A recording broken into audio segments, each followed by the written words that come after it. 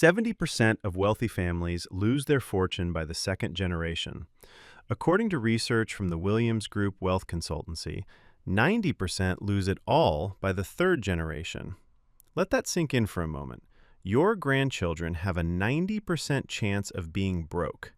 Even if you work your entire life building wealth, even if you save every penny, even if you make all the right investments, the odds are stacked against your family.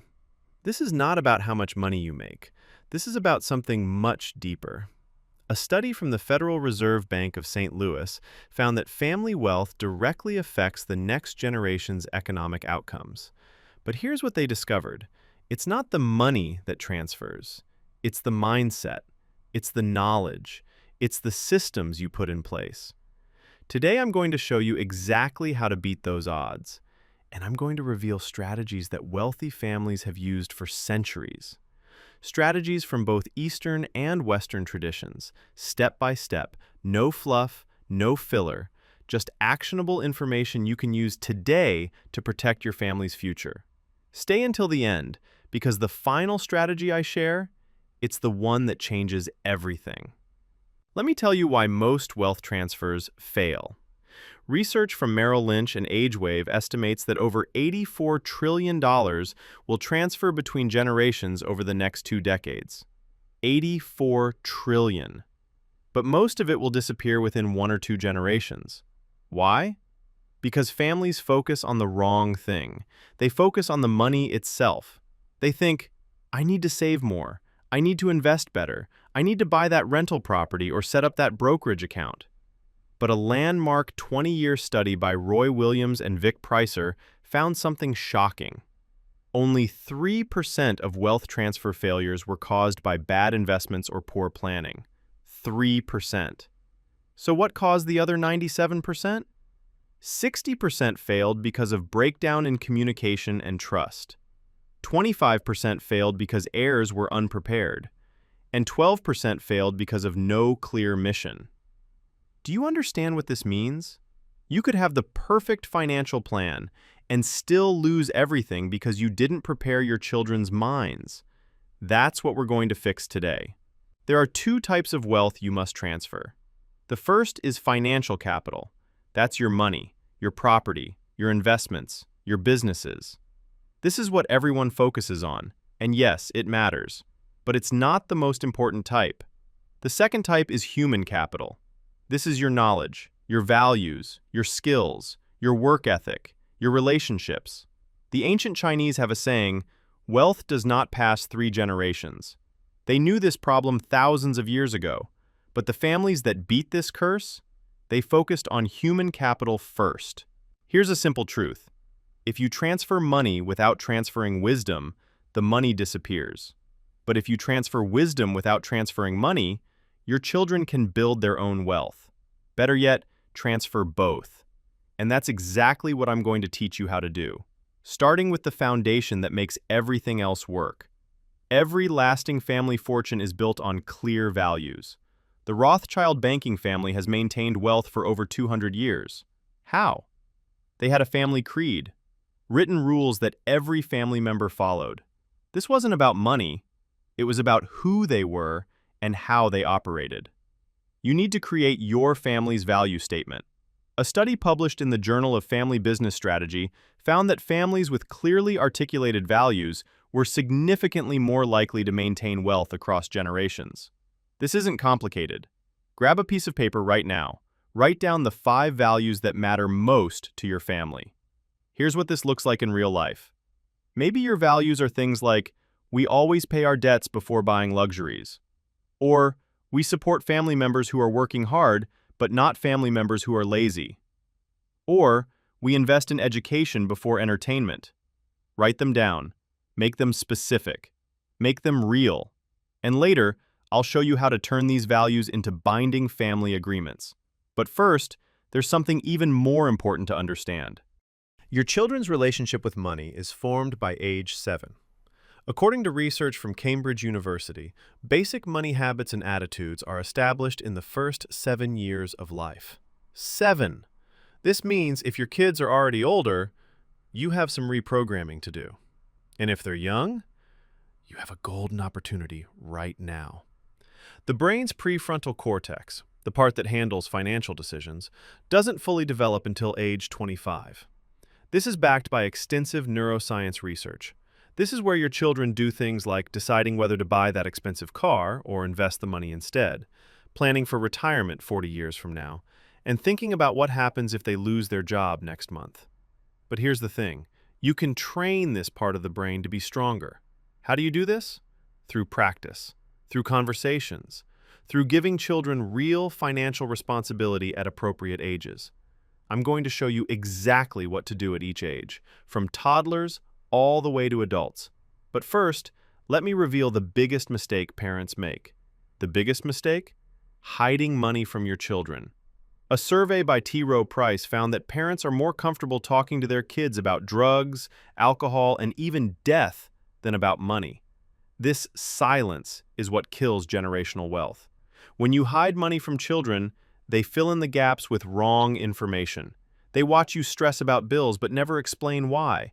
They see you buy things but never understand how. A study from the University of Arizona found that children who had open conversations about family finances were significantly more financially literate as adults. Now, I'm not saying tell your 5-year-old about your investment portfolio. That's not what this is about. It's about age-appropriate transparency. It's about making money a normal topic in your home. Not scary, not secret, not shameful. Just normal. And in the next section, I'll give you the exact conversations to have at every age. Let's start with the youngest children, ages 3 to 5. At this age, children can understand one simple concept. You must wait for things you want. Research from Stanford's famous marshmallow experiment showed that children who could delay gratification at age 4 had better life outcomes decades later. Better grades, better jobs, better relationships. How do you teach this? Through practice. When your child sees a toy and screams, "I want that now!" you don't just say no. You say, "Let's put that on your wish list. In 2 weeks, if you still want it, we can talk about it." When they want candy at the store, you say, "We already bought our treats for this week. We can get more on Saturday." These tiny moments train their brain for delayed gratification. Also introduce the concept that money comes from work. When they help pick up toys, say, "Thank you for working hard. That's what workers do." When you go to your job, explain simply, "I'm going to work so I can earn money to buy our food and pay for our house." No complicated lessons, just connecting work to money in their little minds. Ages 6 to 10 are critical years. According to the Consumer Financial Protection Bureau, this is when children develop core money habits. This is when you introduce 3 important concepts: earning, saving, and spending wisely. Start an allowance, but make it smart. A study from the American Institute of CPAs found that children who receive allowances and have spending guidance develop better financial habits. The key is guidance. Don't just hand them money. Teach them to divide it. Use the 3-jar system. 1 jar for saving, 1 jar for spending, 1 jar for giving. Every time they get money, whether it's $5 for their allowance or $20 from grandma for their birthday, they divide it. Maybe 40% goes to saving, 50% to spending, and 10% to giving. They learn that money has different purposes. This simple habit, it lays the foundation for everything that comes later. Wait, why giving? This is where Eastern philosophy meets Western finance. The Buddhist concept of dana teaches that generous giving creates abundance. And guess what? Modern research backs this up. Studies show that giving money away actually makes people feel wealthier. And people who feel wealthy make better financial decisions. But there's a practical reason too. Children who give learn that money is a tool, not a master. They learn they have enough to share. This mindset prevents the scarcity thinking that destroys wealth. Scarcity thinking makes people hoard money, then spend it all on stupid things when they finally crack under pressure. How do you teach this? When the ice cream truck comes, your child takes coins from their giving jar and buys a popsicle for their younger sibling. When school has a charity drive, they choose how much to give from their jar. When they see a homeless person, they can give $1 and feel the power of helping someone. Small acts, big lessons. Ages 11 to 14. Now things get interesting. According to Junior Achievement USA, this is when children can understand more complex financial concepts: budgeting, interest, investment, and most importantly, the difference between needs and wants. Open a real bank account with your child. A study from the University of Wisconsin found that children who have savings accounts in their name are 7 times more likely to attend college. 7 times. Something about seeing their own name on an account changes how they think about money. Teach them about compound interest now. Show them real numbers. Say, if you put $100 in this account and leave it alone, in 10 years it could be $200. You didn't do anything, and your money doubled. That's what smart people do. They let their money work for them. Show them an online calculator. Let them play with the numbers. Watch their eyes light up when they understand this. This is when money becomes exciting, not scary. At this age, encourage earning beyond allowance. Research from Babson College shows that entrepreneurial exposure in childhood increases financial success as adults. This doesn't mean your kid needs to start a business, but they should experience earning money directly. Support simple ventures. Your 12-year-old wants to sell lemonade? Help them calculate costs, set prices, and understand profit. Your 13-year-old wants to mow lawns? Help them make flyers and negotiate rates. Your 14-year-old is good at video games. Help them understand how streaming or content creation could become income. These experiences teach lessons no school can provide. Here's what you're really teaching. You're teaching them that money is not given. It's created. It's exchanged for value. This mindset, this understanding that they can create wealth, is worth more than any inheritance you could leave. And soon, I'll show you how to formalize this into a family economy. But first, let's talk about teenagers. Teenagers. The hardest and most important stage.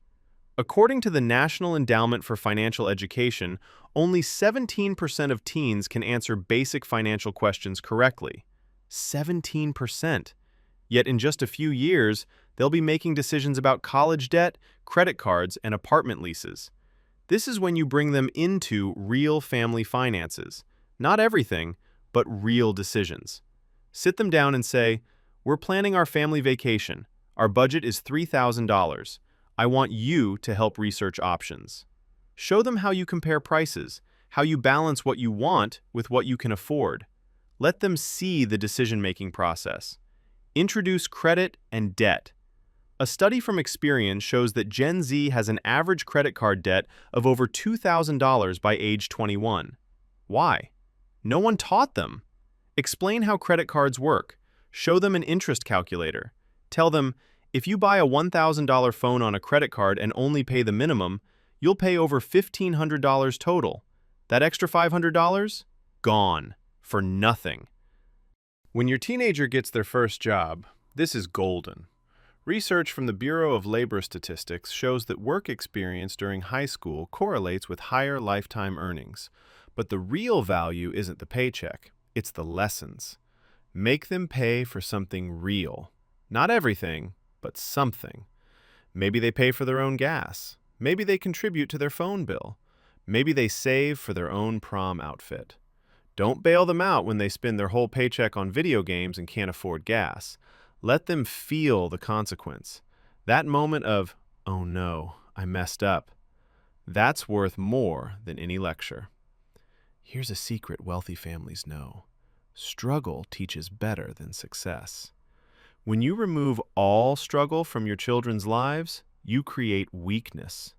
But when you allow controlled struggle, manageable challenges, you build strength. This is called productive struggle in education research, and it's essential for building financial resilience. Now, let's address the elephant in the room. Should you tell your children how much you have? A study from Merrill Lynch found that only 34% of high net worth families discuss wealth openly with their children. The other 66%? They leave their kids completely in the dark. Here's my position. By age 18, your children should understand the general picture, not exact account balances, but the structure. They should know things like, we own this house and it's worth about this much. We have some investments. We have a plan for retirement. They should understand that wealth didn't appear by magic. It was built over time through decisions. Why does this matter? Because research from the Family Business Review shows that uninformed heirs make disastrous decisions. They sell the family business for pennies because they don't understand its value. They liquidate investments at the worst possible time because no one explained the long-term strategy. Knowledge protects against stupidity. Ages 18 to 25, the launch years. According to the Federal Reserve, this is when young adults typically make their biggest financial mistakes. Student loans, credit card debt, bad car purchases, poor job choices. But it's also when you can cement everything you've taught. Continue to be a resource, not a rescuer. When they call asking for money to cover rent because they forgot to budget, don't just send money. Walk them through creating a budget. Help them find the solution. Don't be the solution. A study from the University of Arizona found that financial discussions with parents during emerging adulthood significantly predict later financial well-being. This is also when you introduce investment concepts in real terms. Help them open a Roth IRA. Show them how to buy index funds. Explain that every dollar invested at age 22 could be worth $8 at retirement. This isn't theory anymore. This is real money, their real future. Let's talk about something powerful: family financial traditions. Research on family rituals shows that repeated family practices create lasting impact on values and behavior. Wealthy families don't just have money, they have rituals around money. Create an annual family financial meeting. Once a year, maybe on New Year's Day or the start of summer, sit down as a family. Review the year, celebrate wins, discuss challenges, set goals together. Even young children can participate. What did we save for this year? What do we want to save for next year? This makes financial planning normal and exciting. The Rockefeller family has done this for generations. They call it the family office. You don't need billions to adopt this practice, you just need consistency. And over time, this tradition becomes part of your family's DNA. Your children will do it with their children, and the wealth mindset passes forward. Here's a strategy from Eastern traditions that wealthy Western families have adopted: the family bank. In traditional Chinese families, pooled resources called hui helped members start businesses and survive hard times. You can create your own version. How does it work? Family members contribute to a shared fund. When someone needs capital for education, a business idea, or an emergency, they can borrow from the family bank. But they pay it back with interest. The interest stays in the family. The fund grows. Everyone benefits. This teaches multiple lessons at once. It teaches that family supports each other, but not with handouts, with investments. It teaches that borrowing comes with responsibility. It teaches that money grows when managed properly. And it keeps wealth circulating within the family instead of leaking out to credit card companies and banks. Now let's get into legal structures. According to estate planning research, trusts are the most powerful tool for wealth transfer. A trust is simply a legal arrangement where you put assets and someone else manages them according to your rules. Why use a trust instead of just leaving money in a will? 3 reasons. First, control. You can set conditions on how money is used.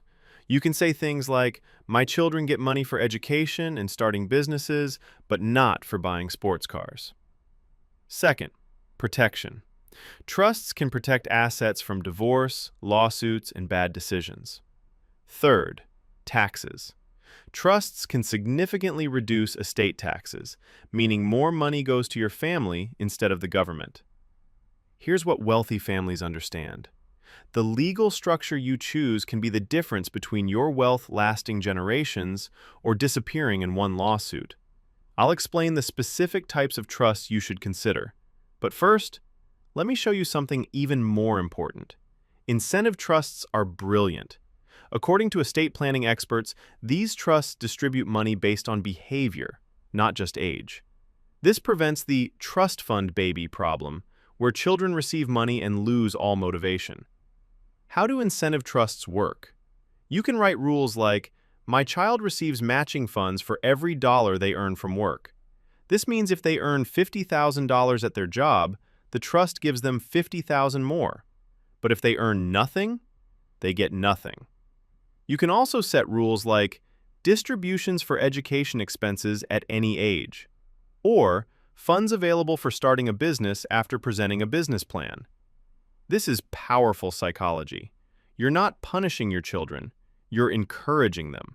You're saying, I believe in you so much that I'm willing to invest in your success. But you have to show up first. This is the difference between creating dependence and creating independence. For families thinking really long-term, there's the dynasty trust. In some states, you can create trusts that last forever. South Dakota, Nevada, Delaware. These trusts can protect wealth for your grandchildren's grandchildren's grandchildren. Why does this matter? The rule against perpetuities traditionally limited how long trusts could last, about 90 years in most places. But dynasty trust states have removed this limit. Combined with proper management, this means your wealth can compound for centuries. Think about this. According to calculations from trust planning companies, $1 million invested for 200 years at 7% return becomes over $700 billion. Even with spending along the way, proper dynasty planning can create massive multi-generational wealth. This is how old money families stay old money families. Life insurance isn't just for death benefits. According to financial planning research, it's one of the most powerful wealth transfer tools available, and most people have no idea how to use it properly. The basic strategy is this. Your estate may face taxes when you die. The current federal estate tax exemption is high, over $12 million per person. But this number changes with laws, and state estate taxes can hit at much lower levels. Life insurance can provide immediate cash to cover these taxes, so your heirs don't have to sell assets. But there's a more advanced strategy. An irrevocable life insurance trust, or ILIT, holds the insurance policy outside your estate. This means the death benefit is also outside your estate. So if you have a $2 million life insurance policy in an ILIT, that $2 million passes to your heirs tax-free and doesn't count toward estate limits. This is basic planning for wealthy families. Family limited partnerships, or FLPs, are powerful tools. According to business and estate planning research, they allow you to transfer business assets to family members at discounted values, reducing gift and estate taxes. Here's how it works simply. You create a partnership. You put assets in, like real estate or a family business. You own the general partner shares that control everything. Your children receive limited partner shares that have no control but get the economic benefits. Because limited partnership shares have no control and can't easily be sold, they're worth less for tax purposes. Sometimes 30 to 40% less. This means you can transfer more value with less tax. This is what wealthy families do. While middle-class families pay full taxes on everything they pass down, wealthy families use legal structures to transfer more with less tax. It's not cheating, it's just knowing the rules. And now, you know too. Let's talk about education. According to the College Board, the average cost of a 4-year private college is now over $200,000. Public schools aren't much better. This bankrupts families who don't plan. 529 plans are your best tool here. These tax-advantaged accounts let your money grow tax-free when used for education. You contribute after-tax money. It grows without taxes. You withdraw without taxes for education. Grandparents can contribute up to $80,000 at once without gift tax implications using a special 5-year averaging rule. But here's the deeper lesson. Education planning isn't just about paying for school. It's about teaching your children that education is valued in your family. When you show them their education fund growing, they understand that learning is an investment you're making in them. This creates a completely different relationship with education than, I have to go to school. Real estate is how most American wealth is built. According to Federal Reserve data, home equity represents the largest asset for most families. But wealthy families use real estate differently than middle-class families. They use real estate for generational transfer. Instead of buying one home to live in, They buy investment properties that generate income. These properties can be held in trusts or family LLCs. When you die, your heirs receive a stepped-up basis, meaning capital gains taxes are eliminated on the appreciation during your lifetime. This is massive for properties held for decades. Here's a simple strategy. Buy a property when you're 40. Hold it for 30 years. It triples in value. If you sold it, huge capital gains taxes. But if your heirs inherit it, they inherit it at the current value. They can sell immediately with almost no taxes. Generations of wealth, passed on efficiently. If you own a business, this section is critical. According to the Exit Planning Institute, only 30% of businesses successfully transfer to the next generation. 70% fail. And the main reason? Lack of planning. Succession planning must start years in advance. You can't just say, "I'm retiring, here you go," and hand over the keys. Your successor needs to be trained. Customers need to know them. Employees need to trust them. Systems need to be documented. A study from PwC found that family businesses with formal succession plans are significantly more likely to survive generational transitions. Here's the hard truth. Sometimes, your children shouldn't take over your business. Maybe they don't have the skills. Maybe they don't have the interest. Forcing them into your business destroys families and businesses. Better to sell the business for maximum value and transfer that wealth than to watch it crumble in unprepared hands. Let's return to the human element. The research from Williams Group we discussed earlier found that unprepared heirs cause 25% of wealth transfer failures. So how do you prepare them? Financial education is ongoing, not one time. You don't have one money talk and call it done. You have hundreds of small conversations over years. Every shopping trip is a lesson. Every bill-paying session is a lesson. Every investment decision is an opportunity to explain thinking. According to research from the Journal of Consumer Affairs, parents are the primary influence on children's financial behavior, more than school, peers, or media. Create experiences, not just lectures. Take your children to your financial advisor meetings. Let them sit in on business decisions. Show them how you negotiate a car purchase. These experiences embed financial wisdom in ways that words alone never can. Now let me share something from Eastern philosophy. Buddhist and Hindu traditions emphasize gratitude as a foundation for abundance, and modern psychology confirms this. Gratitude practices increase feelings of wealth and financial satisfaction. Children who feel grateful make better financial decisions. Why? Because they appreciate what they have. They don't constantly chase more. They don't impulse buy to fill emotional holes. Research from the University of California, Berkeley shows that grateful people are more patient with financial decisions and less likely to overspend. Make gratitude a practice in your family. At dinner, go around the table sharing one thing everyone is grateful for. Before birthdays and holidays, have children go through their existing toys and donate what they no longer use. When they want something new, ask, "What do you already have that's similar?" These practices build the gratitude muscle. Here's a word you rarely hear in Western finance: contentment. Stoic philosophy, which influenced much of Western thinking, teaches that wealth comes from wanting less, not having more. This isn't about poverty, it's about enough. Research from Nobel Prize winner Daniel Kahneman found that after about $75,000 per year in income, more money doesn't significantly increase day-to-day happiness. The endless pursuit of more keeps people on a hamster wheel. Wealthy families understand that contentment is the real goal. Money is just a tool to support a good life. Teach your children the difference between enough and more. Ask them, what would be enough for a good life? Not a perfect life, not a fantasy life, a good life.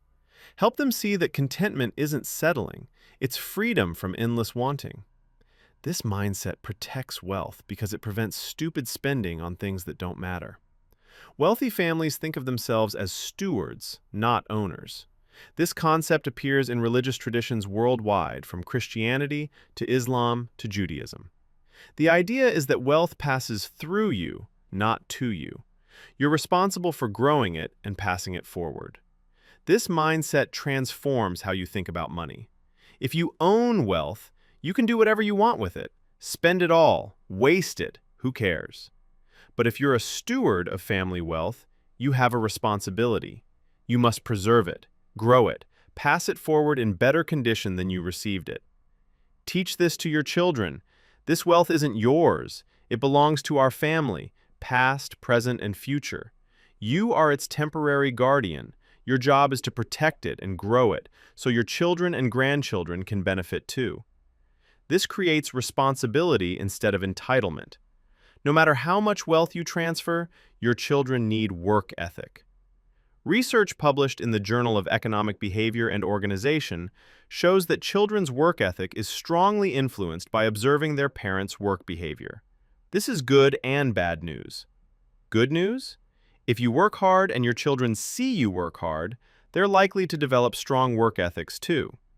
Bad news? If you work so hard they never see you, or if you've reached a point where you don't need to work, they may not develop this crucial trait.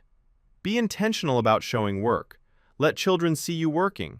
Explain what you're doing. Share challenges and successes. If you work from home, let them peek in. If you own a business, bring them to the workplace. Even if you've retired wealthy, find meaningful work to model. Volunteer leadership, board positions, passion projects. Idle wealth holders produce idle heirs. Financial success requires good decisions. Research from the Journal of Behavioral Decision-Making shows that decision-making is a skill that improves with practice. Wealthy families create opportunities for children to practice making decisions. Start with low-stakes decisions. Let a 5-year-old decide which breakfast cereal to buy within a budget. Let a 10-year-old plan a family dinner with a fixed amount. Let a 15-year-old manage their clothing budget for a season. These are safe environments to make mistakes and learn. Gradually increase stakes. At 18, let them manage a small investment portfolio and experience real gains and losses. At 22, involve them in a family business decision. The worst thing you can do is protect children from all financial decisions until they inherit everything, and then expect them to suddenly make good choices. That's a recipe for disaster. You must let your children fail. According to research on resilience, experiencing and recovering from failure builds psychological strength. Children who are protected from all failure become fragile adults who crumble at the first challenge. This applies to finances too. When your teenager spends their whole paycheck and can't afford gas, don't bail them out. Let them walk. Let them figure it out. Let them feel the consequence. When your college student blows their semester budget in month 1, guide them to solutions, but don't just send more money. Here's the thing. A failure at 18 with a few $100s teaches more than any lecture, and it's cheap compared to a failure at 40 with millions. Let them fail small so they can succeed big later. Resilience is the ability to recover from setbacks.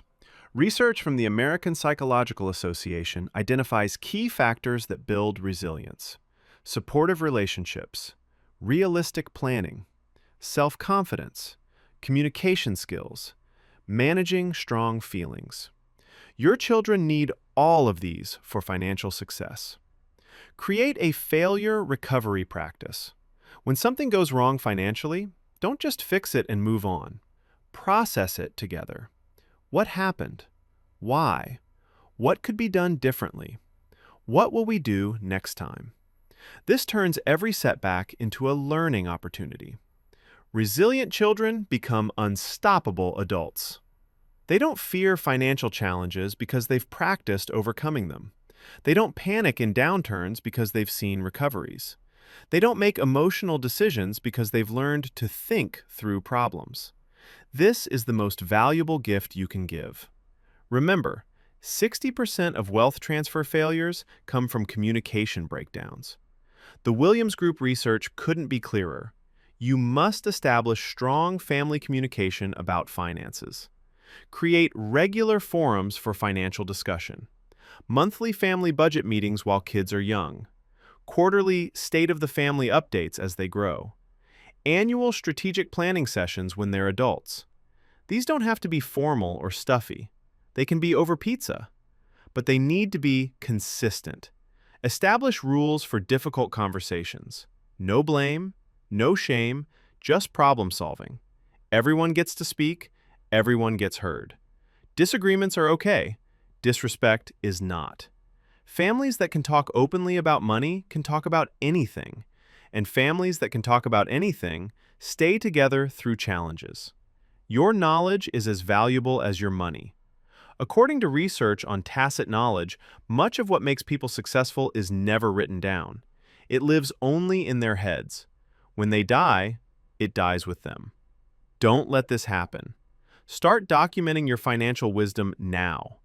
Write letters to your children explaining your investment philosophy.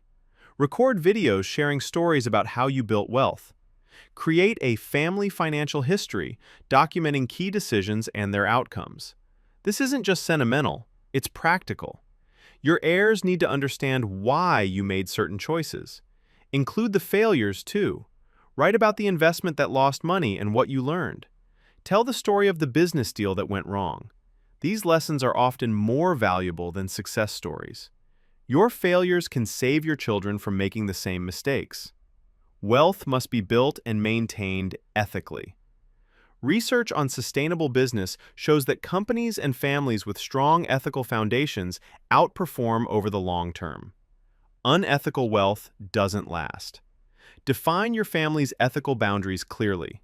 What industries will you not invest in? What business practices are unacceptable? How should wealth be used to help others? Write these down.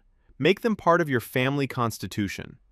A study from the Family Business Review found that families with explicit ethical guidelines had better intergenerational cooperation. Teach children that how you make money matters as much as how much you make. Dirty money attracts problems, legal troubles, reputation damage, broken relationships. Clean wealth, even if it's less, provides peace of mind that lasts generations. Wealthy families give strategically. According to the National Philanthropic Trust, Americans gave nearly $500 billion to charity in recent years. But wealthy families don't just write checks. They use structures to maximize impact.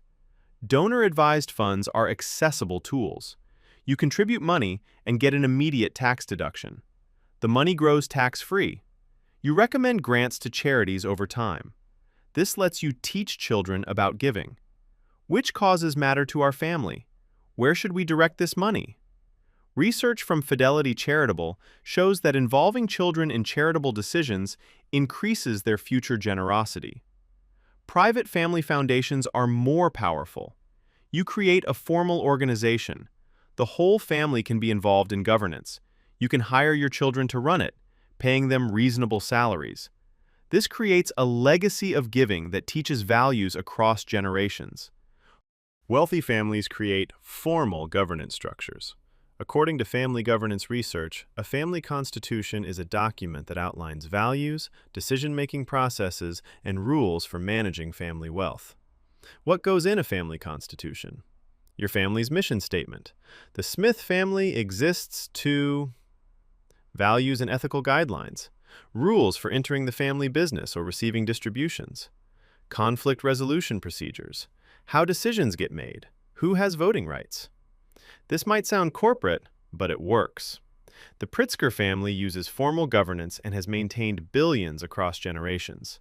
The process of creating the Constitution matters as much as the document. Bring the whole family together. Discuss, debate, agree. When everyone participates in creating the rules, everyone follows them better. Annual family meetings are essential.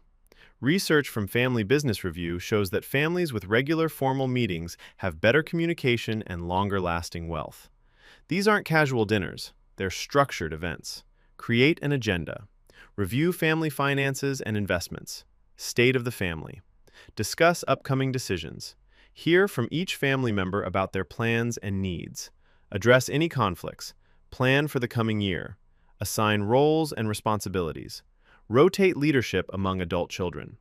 This year, eldest child runs the meeting. Next year, second child. This builds ownership and investment in family success. When people help lead, they pay attention more. They care more. They show up differently. Family conflicts destroy wealth. According to research from Harvard Business Review, family business disputes are one of the leading causes of business failure. But it's not just businesses. Inheritance fights tear families apart every day. Establish conflict resolution before conflicts happen. Who will mediate disputes? What is the escalation process? Is there a family council with authority to make decisions? Write this into your family constitution. A study from the Academy of Management found that families with formal conflict resolution processes experienced fewer destructive disputes. Here's the truth. Conflict will happen. Money changes people. Inheritance reveals true character. Old resentments surface. The question isn't whether conflict will occur, it's whether you have systems to handle it without destroying the family. Should you divide inheritance equally? According to estate planning research, this is one of the most challenging decisions families face. Equal feels fair, but is it always? Consider these scenarios. One child worked in the family business for 20 years while another pursued art. One child has special needs requiring lifetime care. One child is financially successful while another struggles. In these cases, equal distribution might not feel fair to anyone. Here's wisdom from Eastern traditions. The concept of dharma in Hinduism suggests that everyone has different duties and needs. A just distribution considers circumstances, not just mathematics. Talk to your children early about your thinking. Explain your reasons. Surprises in wills cause maximum conflict. Have the inheritance conversation before you die. Research from Fidelity Investments found that families who discuss inheritance plans in advance experience significantly less conflict after death. Yet most families never have this conversation. Make it explicit. Call a family meeting specifically about inheritance. We want to tell you our plans while we're alive so you understand our thinking. Explain the structures, the trusts, the conditions, the timeline. Answer questions, address concerns. Make adjustments if needed. This is an act of love, not morbidity. You're protecting your family from confusion and conflict. You're giving them time to understand and accept your wishes. You're creating certainty instead of chaos. This single conversation can save your family years of legal fights and broken relationships. Here's an uncomfortable truth. According to the CDC, about 40 to 50% of marriages end in divorce. And divorce is one of the biggest threats to family wealth. Your child's spouse could end up with a huge portion of family assets. Use legal structures to protect family wealth. Prenuptial agreements are essential. Not romantic? Too bad. They're necessary. Keep inherited assets separate from marital assets. Don't commingle inherited money with joint accounts. Use trusts that protect assets from divorce settlements. According to estate planning experts, properly structured trusts can shield assets from divorce claims. Teach your children this isn't about expecting failure, it's about protecting what generations have built. A good spouse will understand. A spouse who refuses these protections? That's a red flag. In-laws can strengthen or weaken family wealth systems. Research on family business succession shows that in-law integration is one of the most challenging aspects of generational wealth transfer. Create clear policies about in-law involvement. Can in-laws attend family financial meetings? In what capacity? Can they work in family businesses? Under what terms? Do they have any rights to family assets? Write these policies down. Make them apply to all in-laws equally. A study from the Family Business Review found that families with explicit in-law policies experienced less conflict. Here's the tension. You want your children's spouses to feel welcomed and included, but you also need to protect family wealth from people who might not share your values, or who might someday divorce your child. This requires careful balance. Your children need to understand investing. According to a FINRA study, only 33% of Americans can pass a basic financial literacy quiz. Your children need to be in the other 67%, the ones who understand money. Teach the fundamentals. Stocks represent ownership in companies. Bonds are loans that pay interest. Diversification reduces risk. Time in the market beats timing the market. Compound interest is the most powerful force in finance. These concepts should be second nature to your children by the time they're adults. Use real examples. Show them your actual portfolio. Explain why you own what you own. Point out how dividends get reinvested. Let them watch investments go up and down over time. Research from the University of Wisconsin shows that hands-on financial experiences are far more effective than abstract lessons. Wealthy families think in generations, not years. Research on family businesses shows that successful multi-generational families make decisions based on 50 to 100-year horizons, not quarterly returns. This mindset changes everything. Short-term thinkers sell investments during downturns. Long-term thinkers buy more. Short-term thinkers spend windfalls on luxuries. Long-term thinkers invest them for future generations.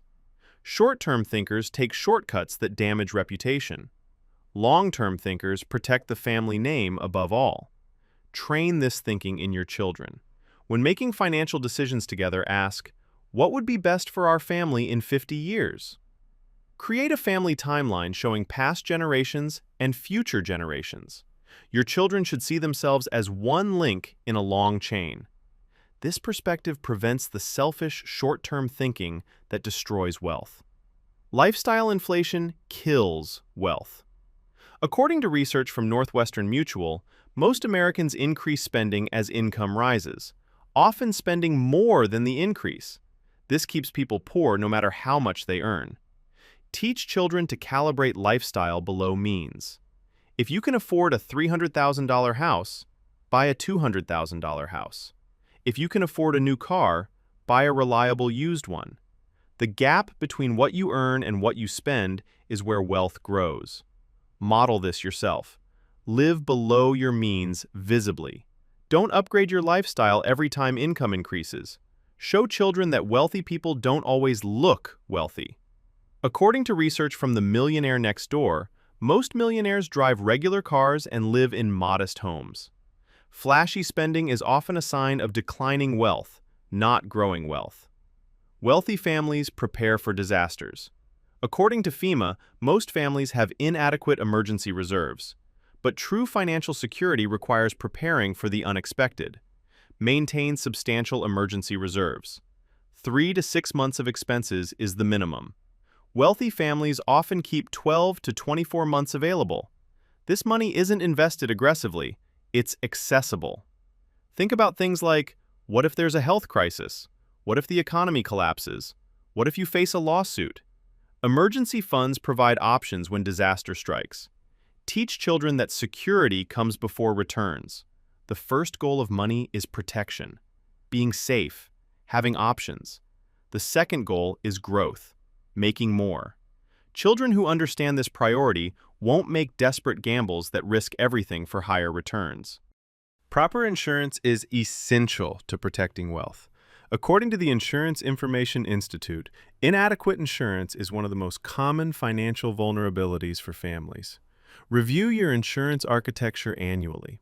Life insurance to replace income and pay estate taxes.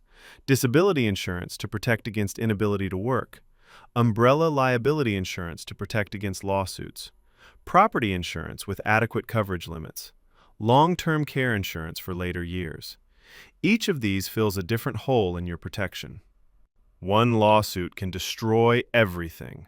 Someone slips on your property, a car accident with injuries, a defamation claim. Without proper umbrella insurance, your entire wealth is at risk. Research from insurance industry data shows that liability lawsuits are increasingly common and increasingly expensive. Protect yourself. Tax planning is critical to wealth transfer. According to the Tax Foundation, capital gains, estate taxes, and income taxes can consume massive portions of family wealth without proper planning. Work with professionals to minimize tax burden legally. tax loss harvesting in investment accounts, strategic use of retirement accounts, proper timing of income and deductions, charitable giving strategies, trust structures that minimize estate taxes. Wealthy families pay attention to after-tax returns, not gross returns. A 10% return with high taxes may be worse than an 8% return with low taxes. Teach children that taxes are a game with rules. You follow the rules. You never cheat, but you learn the rules deeply and use them to your advantage. This isn't wrong. It's smart. The tax code is designed to encourage certain behaviors. When you understand it, you can make it work for you. Wealthy families have a team of professionals. According to research from family offices, high net worth families typically work with multiple advisors across different specialties. Build your team. Estate planning attorney for trusts and wills. Tax accountant or CPA for ongoing tax strategy. Financial advisor for investment management. Insurance specialist for protection planning. These professionals should coordinate. They should know each other and work together. Wealthy families hold regular meetings with their entire advisory team. Cheap advice is expensive. A bad accountant could cost you more in missed deductions than their fees. A poor estate plan could cost your heirs millions in unnecessary taxes. Invest in quality professional guidance. It pays for itself many times over. Modern wealth includes digital assets. According to research from Chainalysis, cryptocurrency and digital assets represent a growing portion of global wealth. Your wealth transfer plan must account for these. Document digital assets carefully. Cryptocurrency accounts and access keys. Online investment accounts. Digital businesses or content. Social media accounts with monetary value. Domain names and websites. If your heirs don't know about these or can't access them, they're lost. Create a secure digital vault. Store passwords, access keys, and account information securely. Tell your executor or trusted family member how to access it. Update it regularly as things change. Research from estate planning firms shows that digital asset recovery is one of the fastest growing challenges in estate administration. Ultra-wealthy families use family offices. According to research from UBS, a family office is a dedicated organization that manages all financial affairs for a wealthy family. But you don't need billions to adopt this mindset. Think of your finances as a business. Create organized record keeping. Hold regular board meetings with your family. Track performance against goals. Make strategic decisions based on data. This professional approach to family finances, even at modest wealth levels, creates better outcomes than haphazard money management. As wealth grows, formalize the structure. At higher wealth levels, you might hire a professional to manage family finances, or designate a family member as the family CFO. This doesn't have to be fancy, it just has to be organized and consistent. Wise families don't put all wealth in one country. According to international wealth management research, political risk, economic instability, and currency fluctuations make geographic diversification important. Consider international diversification. Some investments in foreign markets, property in stable countries outside your home nation, bank accounts in different jurisdictions. This protects against country-specific risks like currency collapse, political instability, or extreme taxation. This isn't about avoiding taxes illegally. That's wrong and risky. It's about smart diversification. Just like you don't put all your money in one stock, you shouldn't put all your wealth in one country. History is full of examples of wealthy families who lost everything because they were concentrated in one place when things went bad. Wealth building requires patience. Research on compound interest shows that the real magic happens over decades, not years. But modern culture encourages instant gratification. Teach children that wealth is a marathon. There are no legitimate get-rich-quick schemes. Real wealth builds slowly over time. The families that stay wealthy are the families that stay patient. A study from Vanguard shows that patient investors consistently outperform those who trade frequently. Patience is trainable. Practice delayed gratification in small ways. Celebrate long-term achievements more than short-term wins. Tell stories of family wealth building that happened over generations. This conditioning prepares children to be patient stewards of family wealth. The simplest strategies often work best. Research from financial advisors shows that complex financial structures often underperform simple approaches. Wealthy families know this. Keep your wealth transfer plan understandable. If you can't explain your trust structure to your children, it's too complicated. If your investment strategy requires a PhD to understand, simplify it. Complexity creates confusion. Confusion creates mistakes. The best plans are clear enough that the next generation can actually follow them. Simple doesn't mean easy. Simple means clear. It means your heirs know exactly what they inherit and how to manage it. It means fewer moving parts that can break. Complexity is often how professionals justify their fees. Push back. Demand simplicity. Plans must be reviewed regularly. According to estate planning best practices, you should review your wealth transfer plan at least every 3 to 5 years, and after every major life change. Trigger events for review: marriage or divorce in the family, birth of grandchildren, death of a family member, major change in wealth, change in tax laws, relocation to a different state or country. Each of these can require significant updates to your plan. Make review a habit. Put it on your calendar. Every new year, review your wealth transfer plan. Is it still aligned with your goals? Have circumstances changed? Do your children need updated information? Neglected plans become useless plans.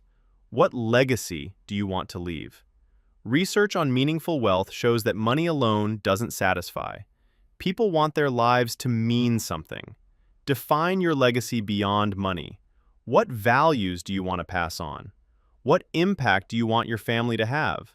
What should people say about your family in 100 years? This isn't soft stuff. It's the foundation of everything else. Families without clear legacy vision drift. They lose direction. The money becomes pointless. Write your legacy statement. The Smith family exists to serve our community, build ethical businesses, and ensure every generation is more prepared than the last. Something like that. Make it yours. Make it real. Share it with your family. Let it guide every financial decision. Let me give you specific actions to take today. Not next month, not next year, today. Action 1. Write down your top 5 family values. Just grab paper and write. This takes 10 minutes. Action 2. Start one financial conversation with your children this week. Age appropriate. Simple. Just begin the dialogue. Action 3. Schedule a meeting with an estate planning attorney. If you don't have one, find one. If you have one but haven't met recently, schedule a review. Action 4. Create or update your document organization. Where are your important papers? Can your family find them? Make it clear. Action 5. Tell your family you're taking wealth transfer seriously. Share what you learned today. Start building the communication habits that will protect your wealth. You now know more about wealth transfer than 90% of families. The research is clear. 70% of families lose wealth by the second generation. But you don't have to be in that 70%. You have the knowledge. Transfer human capital, not just financial capital. Build communication systems. Create legal structures. Prepare your heirs. Use professional guidance. Think in generations. The families that beat the odds do these things. Now you know what they know. Your children are watching. Your grandchildren, who aren't even born yet, are depending on decisions you make today. Will you be the generation that builds lasting wealth, or the generation that lets it slip away? The choice is yours. Take action. Start now. Your family's future is waiting.